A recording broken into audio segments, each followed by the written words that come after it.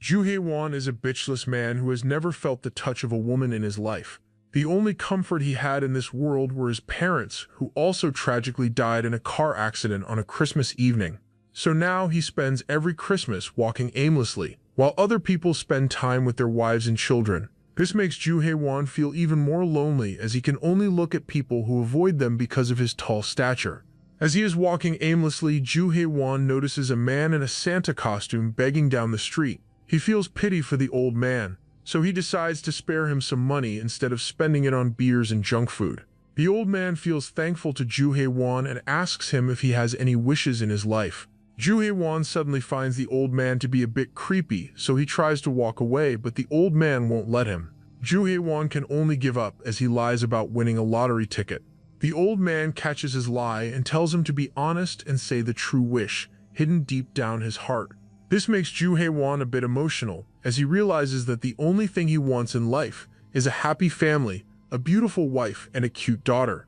The old man promises Ju-Hae-won that his wish will definitely come true, and if he can't make it happen, he will cease to be a Santa. Ju-Hae-won takes the old man to be a Santa fanatic, so he just leaves him alone and decides to head back to his crampy old apartment. He takes a late-night train, where all the other people around him are just couples. Ju-Hae-won doesn't want to look at them anymore, so he just closes his eyes and falls asleep. This is the last time he sleeps on Earth, as the next moment he opens up his eyes, he finds himself in a carriage locked up in a cage with a few other people. All of the people are in rather rough conditions and look as if they haven't eaten in days. Ju-Hae-won seems to be in better condition, but he doesn't have any clothes on and feels a bit cold. He starts to look around and hear the soldiers driving the carriage speaking a foreign language, which he has no clue of. Aside from that, he also notices that all the people in the cage are tied to heavy shackles, which indicates that this must be a slave caravan. Ju-Hae-won finally realizes that he has been isekai'd to a foreign world by that creepy Santa who even stole the job of truck kun. Before reality can even set in, Ju-Hae-won starts to shiver from the cold. Ju-Hae-won is feeling a bit lost when suddenly his eyes fall on a dead slave, who still has his clothes on. Even though Ju-Hae-won feels terrible for stealing from a corpse, he has no other choice or he will just die from the cold. After Ju-Hae-won dresses up, he sits down and starts thinking about the creepy Santa. He really wonders if being a slave would fulfill his dream to have a loving family, or that Santa just wanted to mess with him. Either way, he hopes that this is just a dream, so that he can wake up and take a nice and warm bath. Just like this, a few days pass by and Ju-Hae-won has assimilated quite well with other slaves. His cheeks have now sunk in and his appearance looks more disheveled. Ju-Hae-won is dying of hunger and wants this to end as soon as possible. Just then, the carriage stops at a village, where the soldiers start to line up all the slaves to be auctioned off to the villagers. Ju-Hae-won finally sees a glimmer of hope. Even though being sold as a slave is bad news, but he will at least be fed once a day as per the rules. Ju-Hae-won is also confident in his looks and tall stature, and is sure that he will be sold to the richest man. However, the reality is far from his imagination, as no one even looks in his direction. This goes on for the rest of the journey, where every time the carriage stops at a village, all the other slaves are sold one by one except him. This makes Ju-Hae-won lose all hope and he starts to give up on life. He curses the creepy Santa, who lied to him about giving him a life of happiness and brought him to this shithole of a place. Unable to bear the suffering, Ju-Hae-won decides to end it all by plunging a nearby fork into his neck. But just then, an angel appears in front of his face and gives him a helping hand. Ju-Hae-won stops as he is blinded by the beauty of the woman in front of him, in whose hand is a piece of bread which looks more delicious than anything he has ever eaten at a 3-Michelin-star restaurant. The woman tries to speak to him, but Ju-Hae-won can't understand her words, not because he can't speak their language, but because he is also distracted by the woman's beauty and her cute daughter besides her. Previously, in a shabby rundown room, the beautiful woman, Liz, and her daughter are having dinner together. As the portions are quite small, Liz is worried that her daughter might not be full, so she also gives her own portion to her. The young girl is happy, but she doesn't want her mother to go hungry, so she divides half of it for herself and gives the other half back to Liz. Liz is about to thank her when suddenly someone starts loudly banging on the door. Liz answers the door, to which the village chief tells her to not open the door and just listen to his words. He tells Liz that the soldiers have brought a bunch of slaves and they will be buying one of them to be her husband. so he urges her to get ready as she will be moving back to the mountain with him. Before leaving, the village chief also reminds her to have some food ready for the soldiers as they will be arriving by daybreak. This announcement comes as a shock for Liz, as her previous marriage was a nightmare for her. She was beaten up every day and had to endure a lot. Liz doesn't want to suffer once again, so she thinks of running away. But then she remembers the young girl, who is the daughter left behind by her previous husband from his previous marriage. She has just met her some time ago, so she doesn't want to leave her all alone. The young girl senses her mother's emotions, so she hugs her and tries to comfort her with her small arms. Lynn stops crying after seeing this and puts the young girl to bed, who doesn't even have a name yet. That's why she is afraid that if she were to marry again, they both might have to go through another nightmare. That nightmare started a while back when she was sold by her father for a mere rabbit skin. A man on the village mountain bought her, and before she could even unpack her stuff, the man arrived and started to beat her up for being late. Life didn't get any better afterwards, as she was continuously abused and tortured. Lynn's would have long since broken if not for the young girl who came out of the darkness and became an angel in this hell. One day, after beating up Liz, the man left for the forest to hunt animals and never returned. Liz later learned from the village chief that he was killed by an animal and his body was never found. Liz was thrilled to hear this news, but then the reality sank in. In these backward times, a woman without a husband was useless and couldn't even do anything on her own.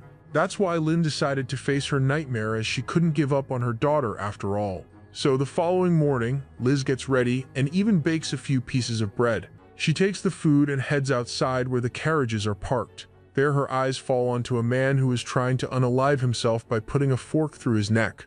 This reminds Liz of her own traumatic experiences with her previous husband and how she also once contemplated on unaliving herself using a fork.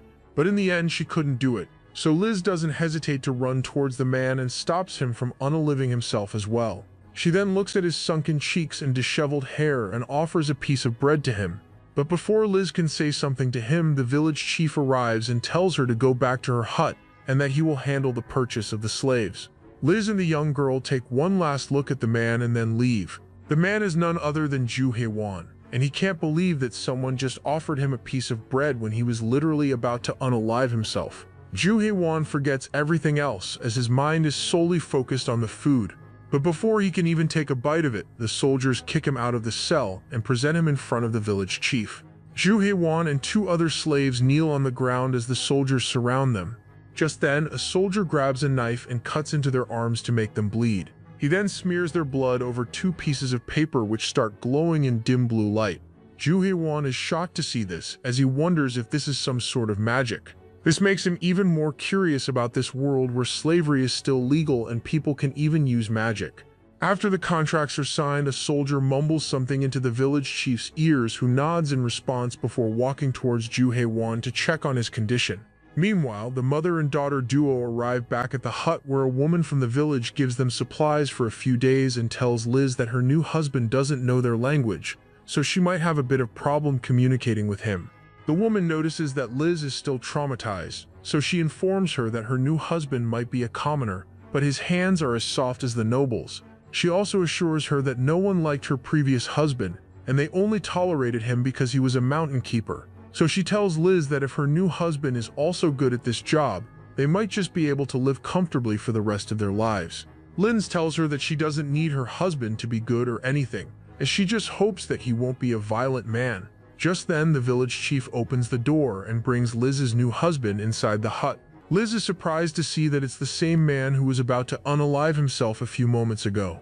Upon seeing him this close, Liz finally realizes how big he is, which makes her a bit scared. Ju Hae-won also notices that it's the same woman who offered him food, but doesn't understand why she is shaking so much. Before he can even learn what's going on, the village chief grabs his arm and brings him side by side to Liz and her daughter. He then forcefully locks their arms together, making them look like an awkward newly married couple. Ju Hae-won doesn't understand any of the stuff they are saying, but from the vibes and his current position, he can understand that he is being married off to the woman. This reminds him of the creepy Santa and realizes that he wasn't telling a lie when he said that he will give him a cute rabbit-looking wife and an adorable mongoose daughter. Ju Hae-won feels happy to finally live his dream, but he also can't help but get angry at the creepy Santa for making him go through all of the trouble. Ju Hae-won promises to himself that if he meets that Santa ever again, he will make him go through things even worse. Ju Hae-won's angry expression scares Liz and the young girl, who are already traumatized from their previous experiences. Meanwhile, the village chief is glad to see Ju Hae-won full of energy, as the mountain keeper job is tough and only a strong person can do it. That's why he decides to test Ju Hae-won whether he is capable enough of being a mountain keeper or not.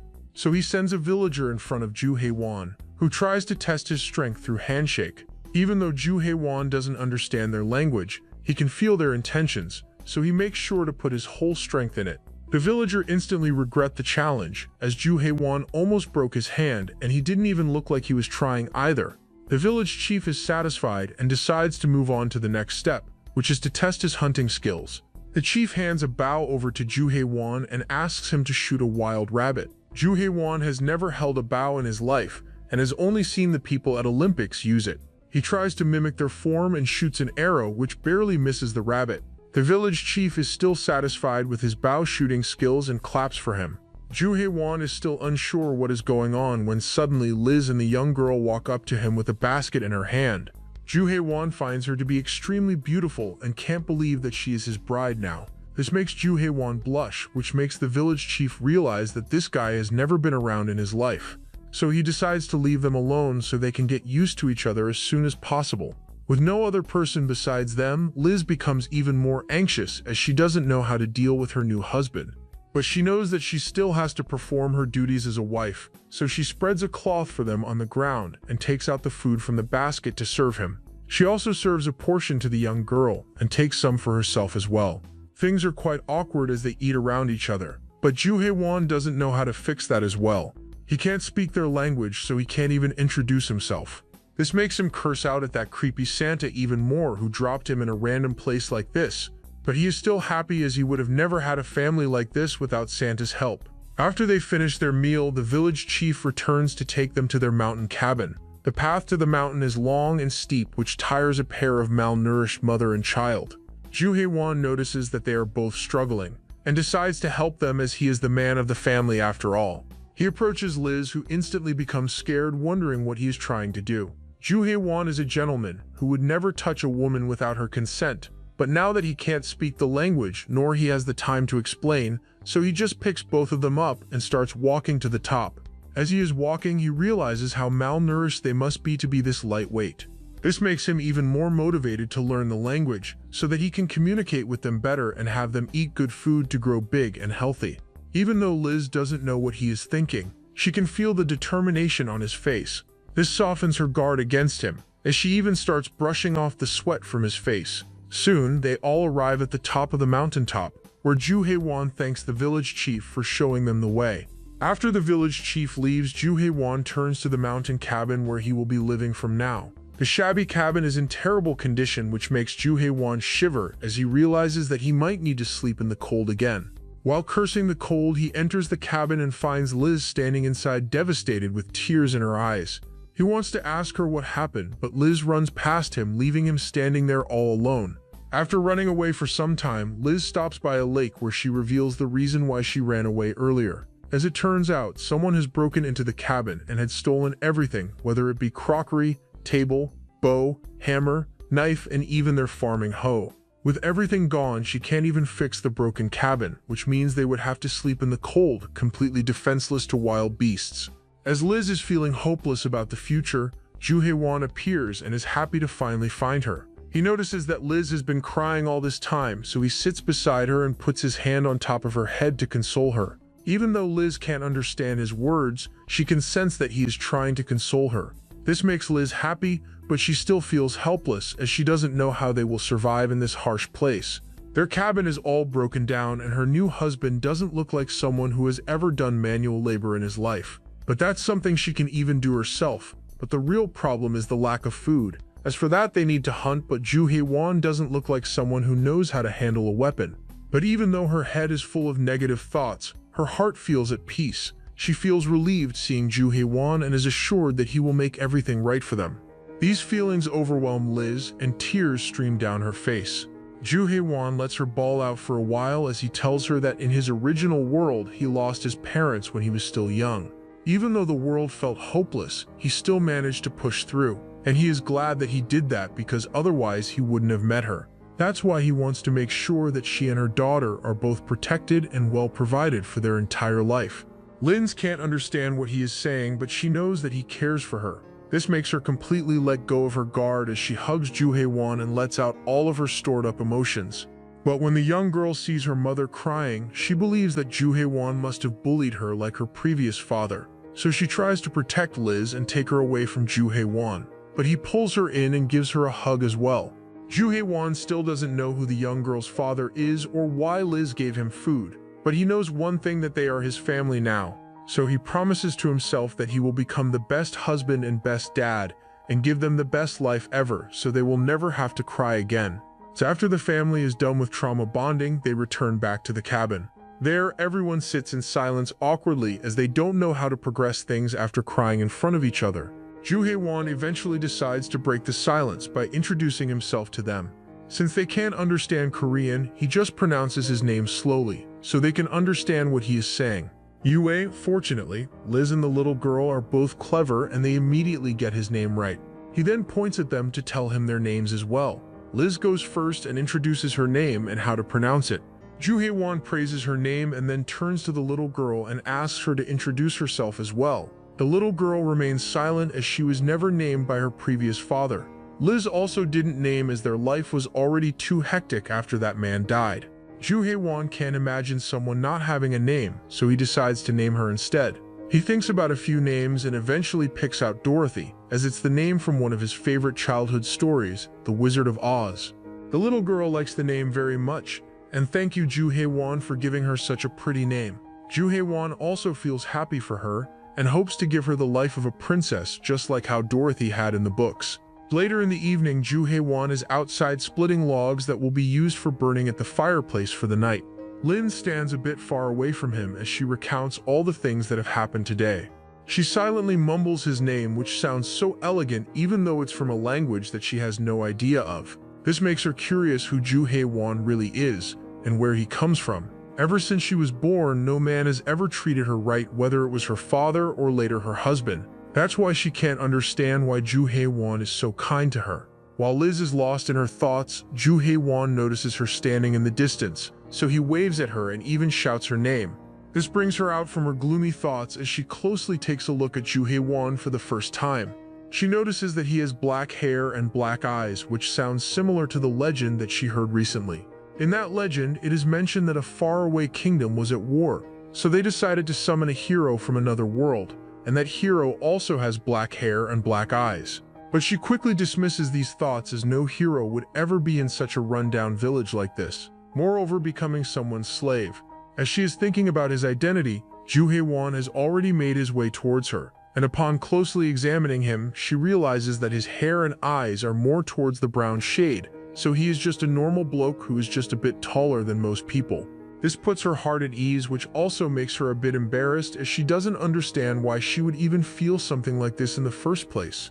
Ju Hae-won is amused to see her have all sorts of mixed emotions and can't help but give her a nice pat on the head. Liz enjoys his touch and feels all warm on the inside. Her relaxed expression makes her look even more adorable, which attracts Ju Hae-won like a bee towards flowers as he gives her a light peck on her lips. The sudden kiss freezes Liz, who never expected Ju Hae-won to do something like this. Ju Hae-won is also baffled by his actions and decides to run away to avoid embarrassment. Ju Hae-won also feels mad at himself as he can't believe that he randomly kissed Liz even though they have only met for one day.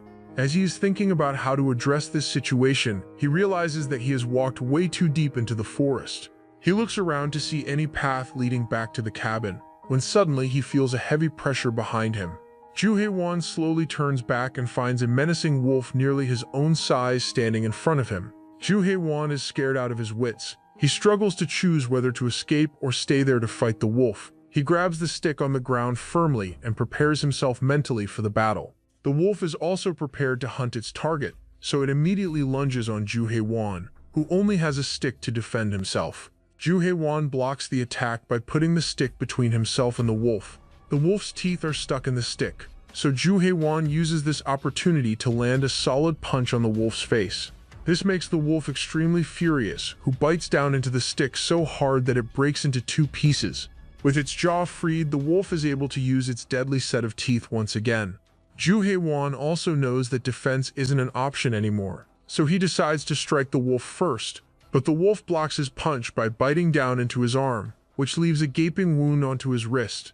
Ju Hae-won flinches back due to the pain, which feels as if his whole arm is on fire. But when he looks on his arm, he finds literal flames coming out from his flesh. Ju Hae-won is shocked and wonders if these flames are made of magic. This makes him more confident in his battle against the wolf, who also seems to be scared of the magic flames. The wolf tries to back away, but Ju Hae-won doesn't give him any opportunity and starts to beat down the wolf with his flaming fist.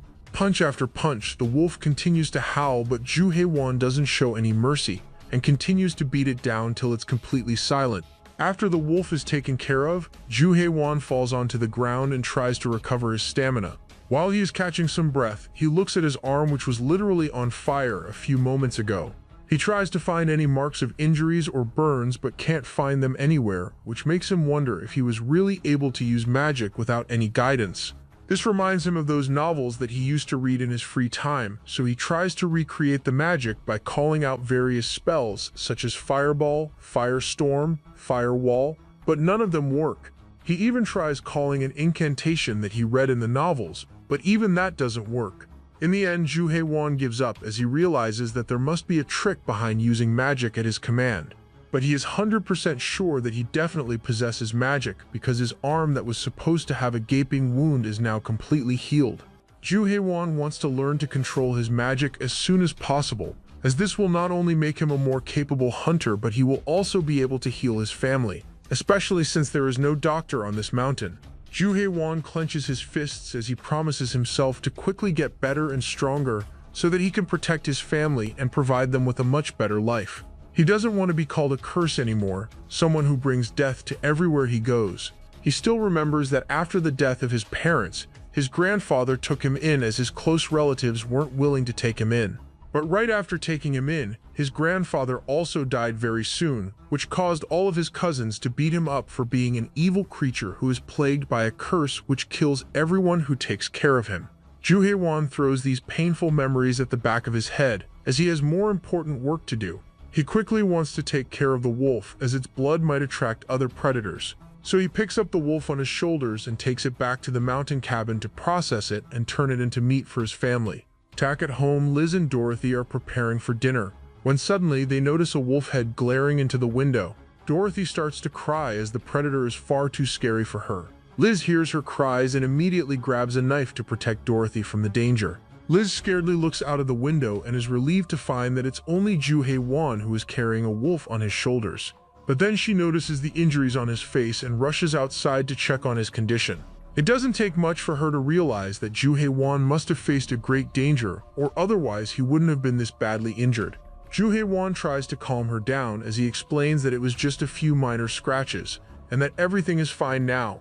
Liz can't understand his words, but she can sense that he's trying to tell her that he's fine now. She quickly pulls him into a hug, which surprises Ju Hae-won, who didn't think Liz would take such an initiative. Dorothy also hugs his knees as she tries to tell him that she was so worried for him. Despite their inability to speak each other's language, Ju Hae-won can tell that they were extremely worried for him.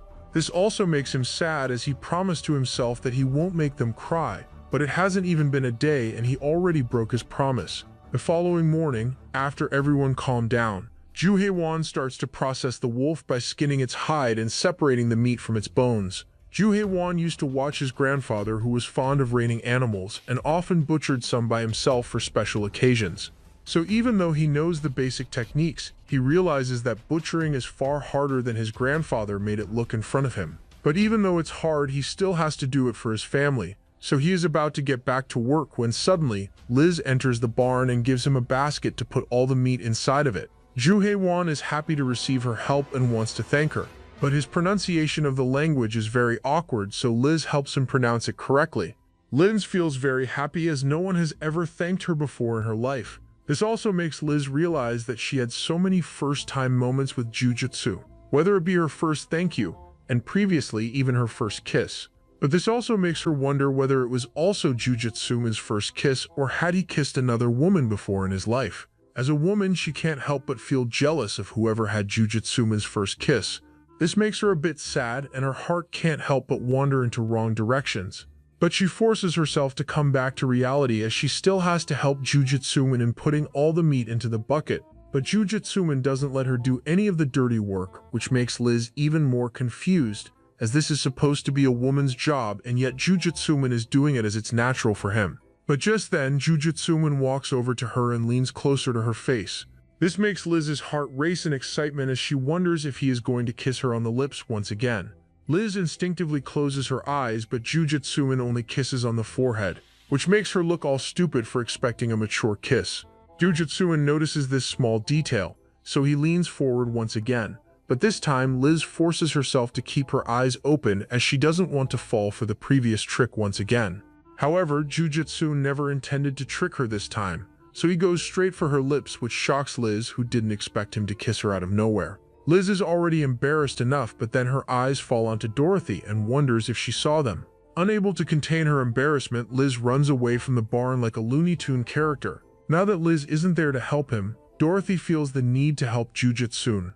Even though her tiny hands aren't that big of a help, Jujutsuman still thanks her, which makes the little girl very happy. Jujutsuman takes the meat bucket and enters the main cabin, which smells awful because of the rotting smell. Jujutsuman doesn't understand why Liz is drying the hide inside their living space, but when he sees her caressing the skin, he realizes that the skin must be extremely precious to her. This makes Jujutsuman feel very naive, as there is a lot that he doesn't understand about this world. In his previous life, the things which were considered normal are extremely precious in this world. So therefore, he not only needs to change his mentality, but also learn more about the trade and how money works here, as without the basic finance knowledge, it is bound for him to later or sooner be scammed by cunning people. So while Liz is busy curing the meat, Jujutsuman decides to head back into the woods to do some extra work. Liz tries to stop him as she is worried that he might get injured once again, but Jujutsuman assures her that he's only going to cut trees this time so he will be safe. Inside the woods, Jujutsuman finds a small-sized tree and decides to use it for practice. Normally, he would have loved to find an oak tree, as he heard that it's the best wood for a fireplace, but unfortunately, he doesn't know how to differentiate between trees, so he can only focus on what's on his hand. Marking the place to cut, Jujutsuman tightens his grip on the axe as he lunges it at the tree, but his grip is still too loose, and the axe slips away from his hand. Jujutsuman feels embarrassed as he looks around to see if anyone saw him. After a few hours, Jujutsuman returns back with a sack full of wooden logs. Even though he promised Liz that he will not get himself injured, the axe is still a difficult tool to use, so he was injured quite a few times. Liz is worried and immediately runs over to tend to his wounds. Dorothy also wants to mimic Liz and help Jujutsu. She scoops some water from the jar and tries to sprinkle it on Jujutsu to make him feel refreshed. Even though she makes quite a mess while trying to do so, Jujutsuman still appreciates her feelings and pats her on the head. After Liz has tended to his wounds, all three of them sit down at the dinner table, as Liz serves the wolf meat that Jujutsuman hunted yesterday. The family is happy to eat meat after a long time, especially Dorothy, who eats so much that she instantly falls into a food coma. Jujutsuman picks up the sleeping Dorothy and takes her to the bed, so she can sleep peacefully without being too cold. In the meantime, Liz heats up some water for Jujutsuman so that he can wash off all that dirt and grime from his body. In this world, which is still in its medieval times, the wife has to clean her husband by herself using a washcloth. Liz tries to wipe off Jujutsuman, who seems to be enjoying this feeling of being taken care of, but Liz feels too embarrassed doing it as his chiseled muscles keep distracting her. Jujutsuman can't help but feel a bit cheeky as he grabs her hand and leans forward for a kiss. The sudden kiss turns into an intimate moment, and both of the newlywed couples can't contain it anymore, and the rest is history. This was the first time Liz ever slept so peacefully. Before this, even when she was a child, every night was a traumatic experience. Her family was very poor, so they all shared the same room. This made it hard for her parents to share intimate moments, which frustrated her father, who would abuse her mother right in front of her and her siblings. Every morning, they would wake up to their mother all bruised up and sobbing in silence. Every night, Liz would worry about her future and wondered if one day she would be in the same shoes as her mother. But fortunately, she met Jujutsuman, a man who treated her like a queen and her daughter like a princess. Every morning, she wakes up to the crackling of logs which burn every night to keep them warm. Every morning, she hoped to wake up in the arms of the man who is so kind to her. Liz knows that the nights between couples aren't this sweet, so she cherishes every bit of this happiness that Jujutsuman has made possible for her to experience. Later in the morning, while everyone is sleeping, Liz gets up from the bed and starts doing the usual house chores. Even though she is reluctant to leave Jujutsuman's comfortable embrace, she still has to do her wifely duties, as this is the only way she can repay Jujutsuman for taking care of them so much. Despite her traditional thinking, Jujutsuman is still a man from modern age, so he also wakes up from bed and starts to help her in putting off the fire and doing other basic tasks. He also tries to converse with her, using the little bit of language that he has been able to learn recently. This includes words such as honey, which makes Liz very embarrassed as she is still not used to being so loved. But this only makes Jujutsuman tease her even more, as he loves to see her cherry-like face become even more red. While both the couple are flirting with each other, Dorothy also wakes up from sleep, not because she heard their voices, but because she wants to eat meat, which she has been dreaming about all night. She is worried that if she wakes up in the morning, the meat might disappear. However, when she looks into the bucket and finds that all the meat is still there, she becomes relieved and excited for breakfast. Seeing the little girl be so happy to eat meat, Jujutsuman becomes even more passionate about going into the forest to hunt even more animals. He doesn't care whether he faces wolves or lions, he just wants his family to always have meat to eat. That's why this time he even brings an axe with him, which will be a better weapon than a mere stick from the ground. Gripping the axe tightly, Jujutsuman walks deep into the forest, where he senses a heavy presence which feels even more suffocating than the monstrous wolf he hunted the other day. This makes Jujutsuman grip his axe even tightly as he waits for the beast to come out. But instead of a beast, there comes out a hooded man. Previously, the hooded man was roaming the forest as usual when he came across a patch of blood which seemed to be that of a large animal like a wolf. This surprised the old man, who was curious to know which group from the village came to the mountains to hunt the wolf. That's when he decided to stalk the mountain to find those people. But after a few days of stalking, he only found Jujutsuman, who had a huge build and strong muscles. At first, the hooded man thought that it might have been Jujutsuman, but when he observed his activities, he realized that Jujutsuman can't even properly wield an axe. This increased his confusion, so he decided to confront Jujutsuman by himself today. But when he finally saw Jujutsuman up close, the old man noticed the wolf bite mark on his forearm. He could not believe that such a deep wound could heal this quickly. In fact, a normal villager might even die in a few days from infection, as there are no doctors here on the mountain. But now Jujutsuman stands in front of him without a speck of injury on his body. This can only mean one thing, that Jujutsuman is a mage and a powerful one on that. This realization brings joy to the old man, who had almost given up on his revenge.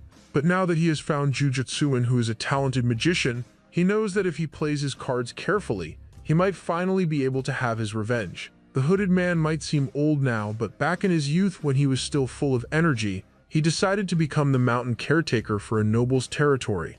This job had a huge opportunity, as if there was ever a war, he would be called to participate in it as a soldier. And if he achieved great merit, the noble might grant him an official status, raising him from a mere commoner to an elite. That's how he arrived at this mountain, which had a peaceful village at the bottom full of resources. But there was only one problem. To gather firewood, the villagers had to go deep inside the forest. The forest is a scary place, and most villagers would never return back. So after he became a mountain keeper, the hooded man also had to gather wood by going deep into the dense woods of the forest. But one day he went too deep inside and was gravely injured, and even broke one of his legs. Since a mountain keeper needed all of their limbs, the hooded man's dream life was already over. He was already on the verge of despair when he stumbled into goblins, a species of monsters which kidnapped human women and made them bear their children. The hooded man was barely able to escape, but due to his injuries, he was forced to retire and spent his whole life in the village. But there was not a single day in his 20 years of life that he didn't hate the goblins. That's why he continued to look for an opportunity to take his revenge on them until he finally met Jujutsuman. Jujutsuman brought hope into his life. He not only had a strong body, but his body also had strong regeneration. On top of this, the hooded man is also sure that Jujutsuman is a magician, so he decides to spend the rest of his time teaching Jujutsuman on how to become the strongest hunter. The latest time, the hooded man has been observing Jujutsuman. Jujutsuman has also been watching him, staying cautious that he might do something out of nowhere. But when the old man suddenly tells him that he wants to take him as a student and teach him everything knows, Jujutsuman is taken aback as he doesn't know what he means by that. The following day, Jujutsuman eats breakfast and gets ready to train. But this time, he isn't alone as he has the hooded man to teach him the skills to become a professional hunter. Even though Jujutsuman agreed to accept his help, he still doesn't trust the man as he seems too shady, just like his greedy manager back on Earth. So he decides to keep him out of his family's life and just let him wait outside. By the time Jujutsuman is ready to head out, Liz packs him a lunch, as she knows he will be out for a long time. After packing his bag, Jujutsuman says his goodbye to both Liz and Dorothy, as they also see him off. Even though this might be a normal routine for other people, but Jujutsuman still can't get used to it, as he feels way too blessed to have such a beautiful and loving family. That's why he has to leave home and train to become even stronger. The hooded man doesn't know his motivation, but he is glad to see Jujutsuman motivated to learn nonetheless. He just wants to hide the fact about goblins from Jujutsuman till the contract is formed. Once the contract is formed, Jujutsuman won't be able to escape even if he is scared of goblins. Honey takes Jujutsuman deep into the forest where he orders him to follow how he walks. Jujutsuman carefully watches the man who walks in a random pattern, leaving no single pattern to follow behind his lead. Jujutsuman tries to copy his steps, as he wonders whether this is some sort of footwork that he read about in those Muri martial arts comics. The old man watches with a smile on his face as Jujutsuman awkwardly tries to copy his movements to replicate his footwork. After teaching Jujutsuman to leave a confusing trail, the hooded man goes on to teach him various other techniques to survive in a forest. He teaches him how to differentiate between different trees by touching them and gauging their appearances. He also tells him how to map the forest and how to get out of it if he is ever lost. He also teaches him how to use his ears and eyes to navigate the forest and on avoiding other wild animals and hunters. They continue to train till they arrive at a cliff where the old man gives him a small break to catch his breath and eat a quick snack to recharge himself. Jujutsuman is happy to finally be able to relax and enjoy Liz's lunch that she packed for him in the morning. The lunch contains a fried egg and a few pieces of steak, perfect for a tiring afternoon. But before he can even take a bite, the old man orders him to close the box as the unnatural scent of the food might alert other animals. This breaks Jujutsuman's heart, who really wanted to eat a lunch packed by his wife. But the rules are rules, so the old man asks him to get back on his feet once again, as they have some more distance to cover. Soon they finally arrive at their destination, which is a small hut made up of woods on the mountain. This is the home of the old man, who brings a large bow out from the house and hands it over to Jujutsuman. Jujutsuman has never seen such a bow shape in his life, and wonders how the old man will even stretch back the string when the bow is so hard.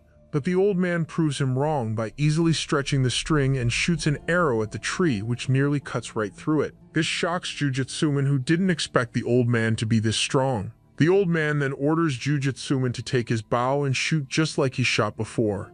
However, since Jujutsuman has never held such a bow before, he struggles to have a proper form of shooting the arrow. The old man remains patient and corrects Jujutsuman's every mistake by personally straightening his posture. With every mistake, Jujutsuman learns new things which help him improve his technique, and even though he has never participated in archery, he quickly starts to become good at it.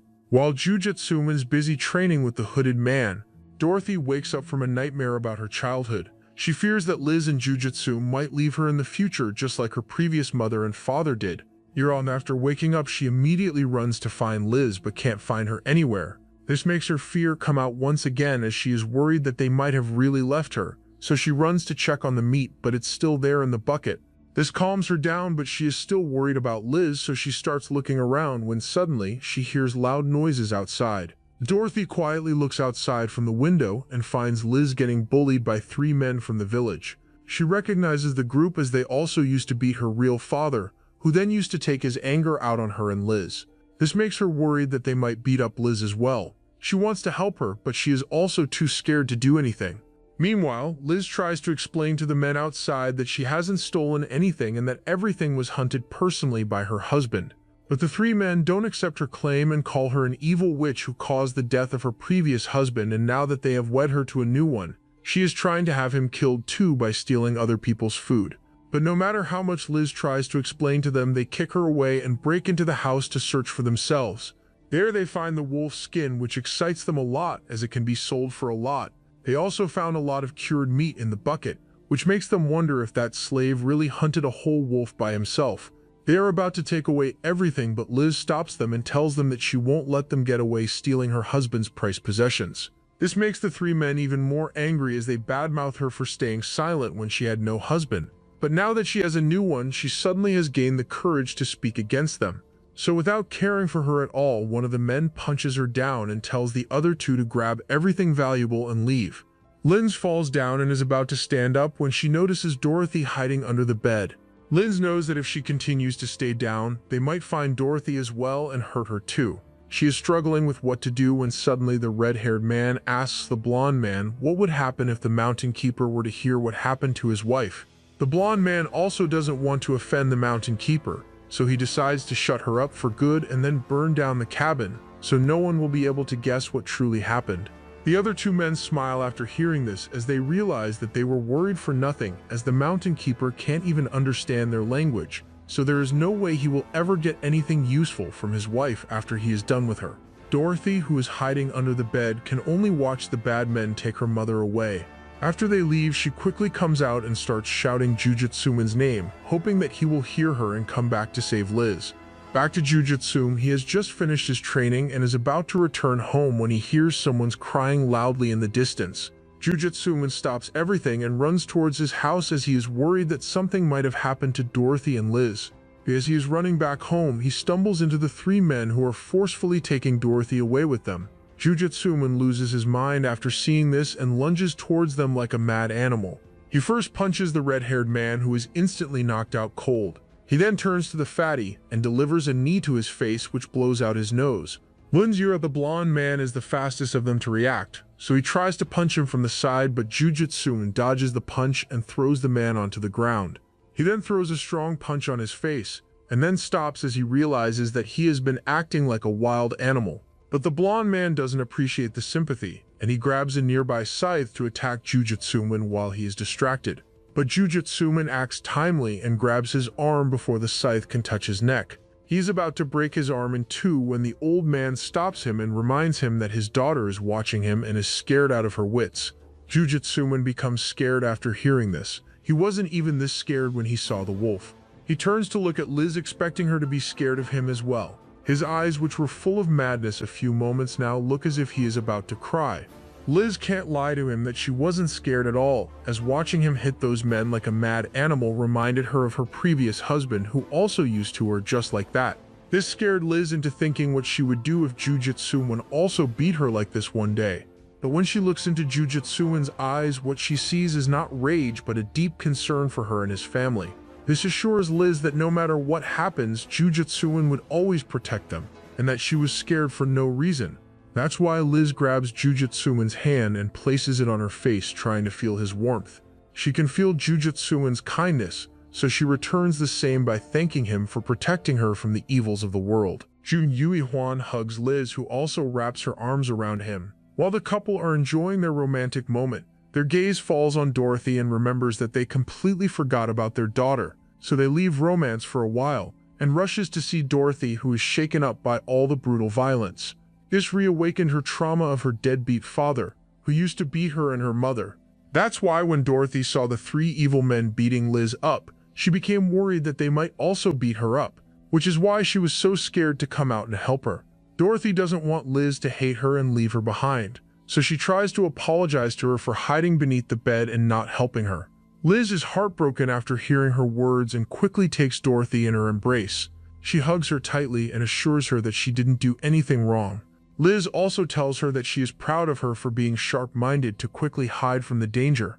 Dorothy becomes relaxed after hearing her words, but she still seems to be a bit scared of Jun Yuihuan. Liz tries to calm her by reminding Dorothy that she doesn't need to fear anything, as her dad will protect her. Dorothy is confused as she reminds Liz that her dad died in the mountains, so how will he protect her?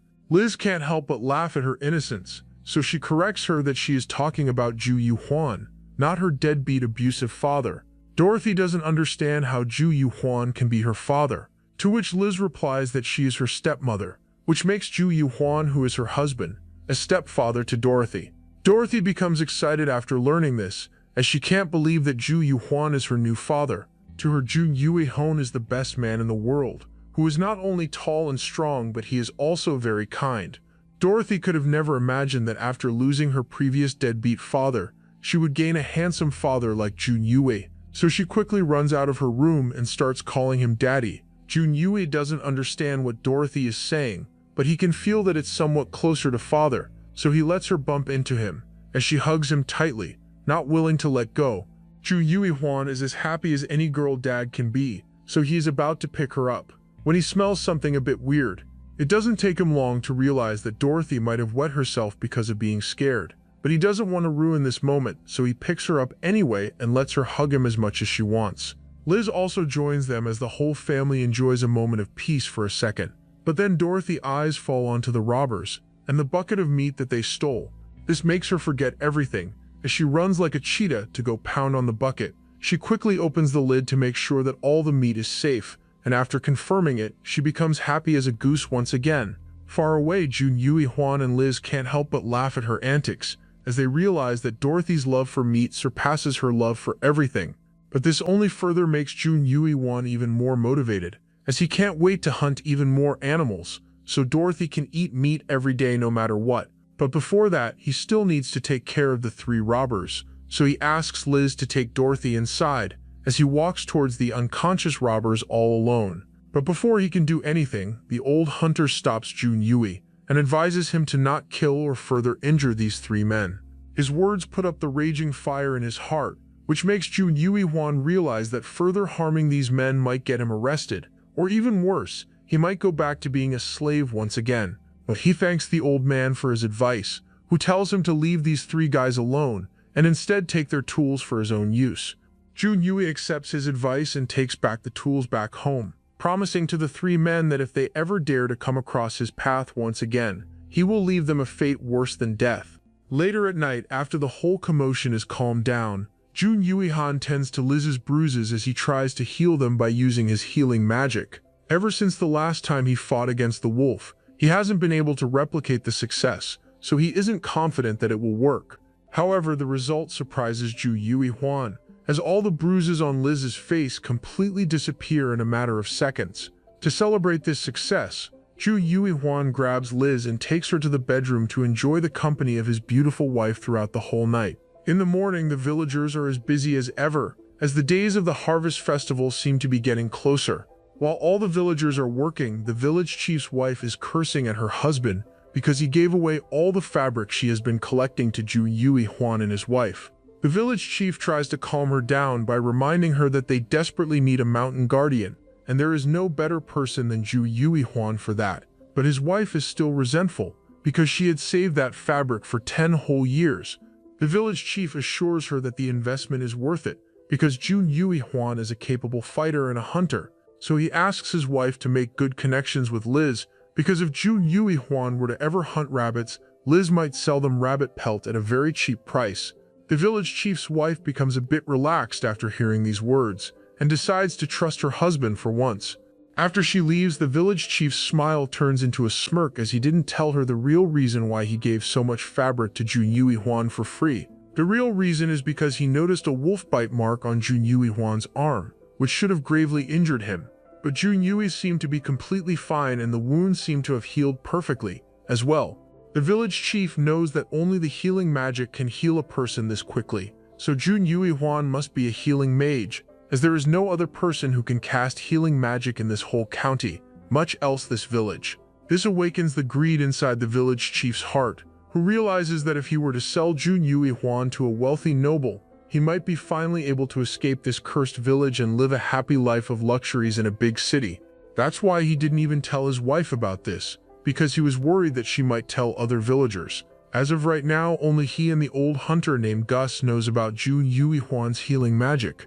Back to the mountain, Ju Yue is still unaware of the schemes of both the village chief and the hunter Gus, as he is too busy appreciating the beauty of his rabbit-like wife. Ever after the village chief dropped by the house and gave them the fabric, Liz has been happy like a rabbit finding a carrot farm. Jun Yuhuan doesn't know what she will do with all of this fabric, so he decides to let her do her things and leave the house to go and train with the old man Gus. Junyui doesn't told him yesterday that they will be hunting rabbits today, which makes Junyui Huan feel a bit worried as he can't bring himself to hunt those cute creatures that remind me of his wife and daughter. That's why he hopes that the rabbits in this forest are hideous, so that he won't feel anything when shooting them down. This is where the story ends for now, as Junyui is still unaware of the dangers lurking not only in the forest but also back at the village. How will he survive this predicament? To learn that, keep on following this channel and make sure to like this video to let us know that you want the next part.